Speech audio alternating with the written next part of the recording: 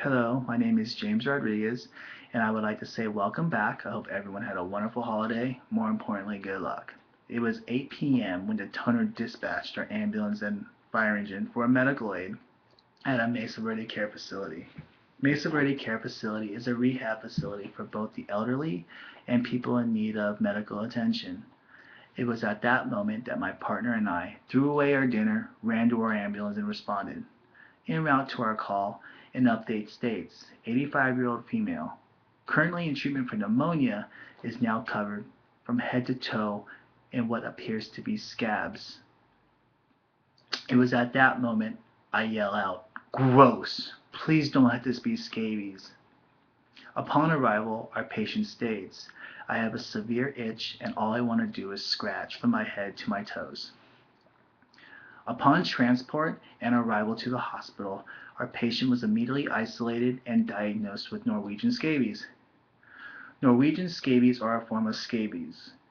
Scabies are a form of skin parasite that often dwell on the surface areas of our skin from a host. In our case, our host is our 85-year-old female, again being treated for pneumonia. Scabies often dwell and burrow in the outer layers of the skin. This is otherwise known as the stratum corneum layers. Female scabies typically lay their eggs and defecate fecal matter, ultimately creating an allergic reaction to those foreign bodies. Scabies are like mites. They are invisible to the naked eye and are highly contagious. Scabies is often contracted through direct contact with a person and/or contaminated surface. Scabies are a parasitic mite that is often classified among the phylogenetic class Arachnid. Arachnids are eight-legged organisms. Common arachnids that you and I are more familiar with are the spider and tick. Italian biologist Giacinto Sistoni first classified the scaby in the 18th century, giving it its name, Sarcoptes scabi. Scabies are a type of parasite that is often referred to as the itch. Scabies reside on the surface of animals, where they reside up to a month before dying. Female scabies typically lay their eggs within the stratum corneum layers of the skin, where they will eventually hatch and undergo a four-stage process typical of a caterpillar to a butterfly. Upon the laying of the eggs in the stratum corneum, the eggs will eventually hatch within a 4-day period and become larvae. These larvae will embed itself in the stratum corneum layers with an emphasis in the hair follicle until they become adults. Adults again have a short lifespan of 1 month. Scabies are very hard to eradicate due to the high reproduction rate. Upon arrival to the emergency room, our female patient was then transferred to an isolation room where the doctor performed multitudes of tests and treatment.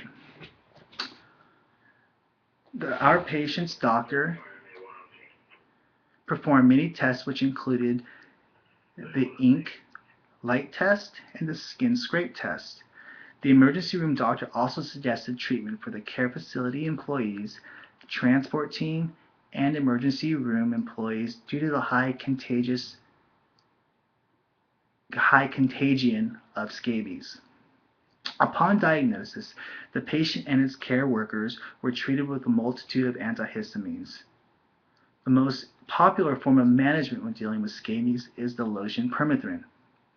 Permethrin is a topical solution that is most often effective when applied from head to toe on the skin over a 16-hour duration. Scabies prior to treatment occur with signs and symptoms of a rash and/or pustule, usually around the hands, feet, buttocks, groin, and in males' genitalia. Another sign typical of scabies is an intense itch in and around the rash and/or pustule.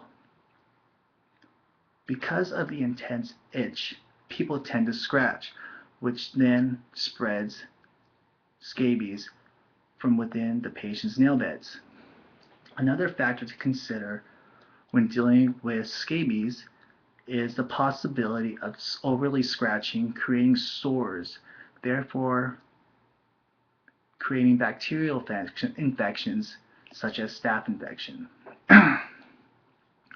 While treating the 85-year-old patient, the doctor informed us that a compromised immune system from pneumonia played a major factor in the development of Norwegian scabies. It was also informed that care facilities, much like the one our patient resides in, acts as an incubator for bacteria, viruses, and parasites. This is mainly due to the facility's sanitation standards and practices. Norwegian scabies differs from the scabie in that it creates a crust forming around the patient's skin. In that crust, millions of scabies reside, therefore making the patient a lot more contagious. I hope you learned a little bit about scabies and the practices to I hope you learned a lot about scabies. Scabies are highly contagious, but with proper management and standards, we can do away with the spread of scabies, just like any form of bacteria and parasite, fungus, virus, etc. Thank you. Have a great night. Bye.